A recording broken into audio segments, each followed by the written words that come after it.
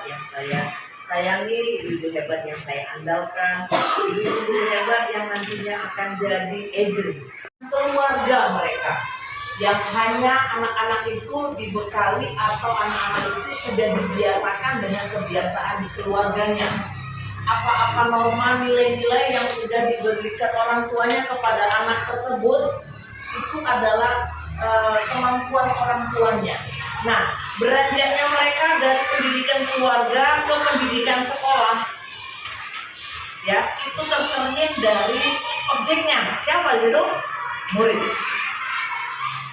Apapun yang dia lakukan pasti beranjak dari pendidikan orang tuanya. Masuk ke TK atau PAUD, ya kan? Mereka sudah mulai belajar bagaimana sikap, bagaimana nilai, bagaimana disiplin, bagaimana ketertiban, bagaimana mentaati peraturan di TK. Tapi ada juga anak-anak yang tidak beruntung, anak-anak yang tidak sekolah PAUD atau sekolah TK. Terlewati masa TK dan PAUD tadi. Usia 5 sampai dengan 6 tahun atau 4, 5 sampai 5,5, begitulah ya. Nah, kemudian anak itu masuk ke SD. Bukan sekolah dewasa, tetapi sekolah dasar. Nah, namanya saja sudah sekolah dasar. Jadi disitulah letak mereka baru tahu yang namanya mentaati peraturan atau menghormati orang yang lebih tua. Itu adalah fungsinya guru. Guru kelompoknya kan. Anak ibu buang sampah pada tempatnya. Anak ibu tidak boleh membuli sama temannya. Anak ibu semuanya kata-kata baik yang sudah ibu-ibu guru katakan kepada muridnya itu tertanam dia. Nah, jadi di situ letaknya ditanam dan diasah. Jangan hanya ditanam, ya kan? Setelah diucapkan dibiarkan. Apakah akan merespek? Apakah ada terjadi perubahan buat siswa, buat murid? Bagaimana? Apakah itu terjadi perubahan saat cuma disampaikan aja? Anak-anak, kalau bertemu dengan orang dewasa atau bertemu gurunya dikasih salam gitu. Kira-kira ada nggak perubahan setelah hanya diucapkan saja? Ibaratnya di situ ditanam benih padi, apakah munculnya padi? Hah? Ada tambahannya, apa aja nama rumput. Supaya itu tidak ada rumputnya, kita harus dirawat, gitu kan? Nah, begitu juga kata di pendidikan dasar tadi. Kalau sudah kita sampaikan hal-hal yang baik, kita harus berusaha tetap mengasahnya dengan cara pembelajaran mengulang, pemberitahuan mengulang, menyampaikan nasihat secara berulang. Itulah dikatakan bahwa potensi yang ada di dalam sekolah dasar atau murid di sekolah dasar itu harus ditanam dan diasah. Nah, kemudian beranjak dengan prestasi yang akan mengupas tuntas berbagai prestasi berulang yang sudah terbakat. Dari kelas 1 sudah nampak nggak bakat anak-anak kita? Kira-kira ini suruh satu. Iya. Sudah nampak nggak anak-anak itu punya bakat apa?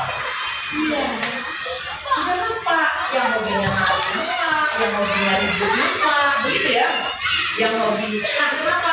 Kadang bertanya, kenapa ya Allah?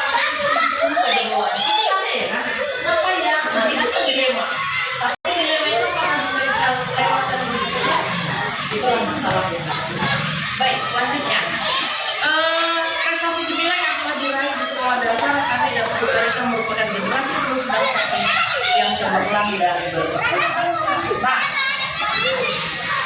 diperlukan tentang pembelajaran inovatif. Pembelajaran inovatif ini kira-kira gunanya apa sih? Dilakukan pembelajaran program pembelajaran inovatif. Banyak macamnya, dari mulai model pembelajaran, dari metode yang beragam, dari pendekatan yang harus kita lakukan untuk bisa memotivasi siswa, untuk meningkatkan hasil belajarnya, untuk meningkatkan kreativitas siswa dalam proses pembelajarannya.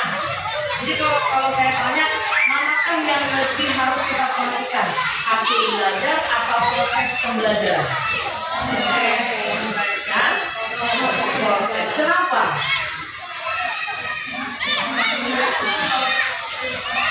Karena proses. Oke, proses tidak mempengaruhi hasil. Jadi harus ada proses dulu baru dapat hasil. Kalau kemudian proses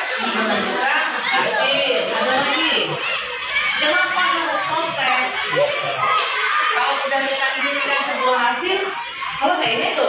Kalau kita lakukan tetap, kira-kira kalau seperti itu berbeda nggak? Yang harus kita prioritaskan proses dengan yang kita prioritaskan hasil. Ada nggak bedanya hasilnya? Ada nggak bedanya? Kenapa harus memprioritaskan proses daripada hasil? Kira-kira apa yang akan terjadi perubahan di dalam diri murid kita itu? Lebih dewasa, apa lagi? Lebih mandiri, apa lagi? Kan yang jadi little teacher itu yang bukan juara, bukan harus dia juara. Benar? Ada anak yang pintar tapi nggak punya jiwa kepemimpinan. Ada anak yang punya jiwa merangkul kawan-kawannya tapi nilainya rendah. Bisa? Kenapa nggak berani munculkan dia jadi little teacher di dalam kelas? Munculkan.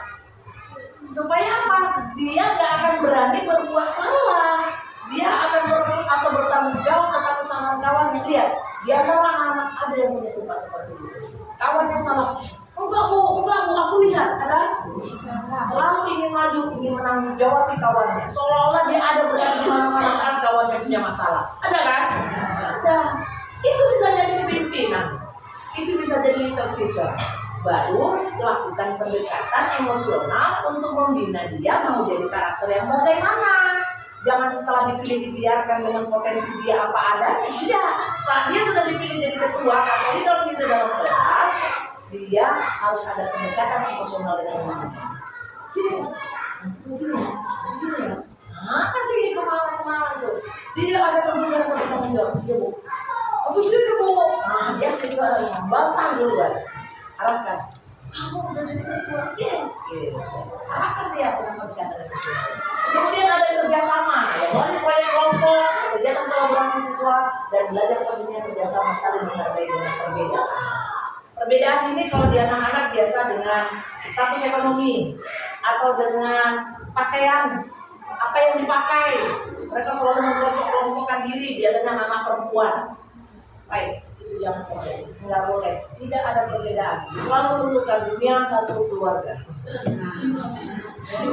Itu salah satunya, satu keluarga. Itu udah diterapkan dulu di dalam kelasnya. Ya, sebutkan ulang biar mereka paham bahwasanya di dunia ini tidak ada yang berbeda. Sebutkan. Capek memang iya. Ibu lakukan di kelas, lakukan perubahan kalau itu terasa sulit. Tetapi akan lebih sulit kalau tidak dilakukan sama sekali. Sepakat? Oke, baik. Dari awal hingga akhir, jika ada salah kata, jika ada silap kata, jika ada tersentuh kata, memang sengaja saya sentuh, ya, ibu sekalian. Karena sesuatu yang dipaksa, akhirnya biasa, kemudian jadi terbiasa.